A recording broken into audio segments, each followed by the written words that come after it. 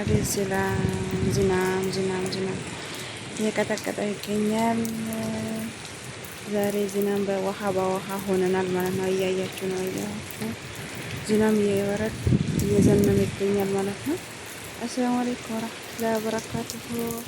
ውድና የተከበራችሁ ቤተሰቦች እንዴት ናችሁ? ደህና ናችሁ ወይ? አልሐምዱሊላህ። ሀባይብ ላይክ ሼር በማድረግ አበረታቱኝ። ድጋፋችሁን እፈልጋለሁ። ዛሬ ዝናብ እየወረደ ይገኛል፣ እየዘነበ ይገኛል።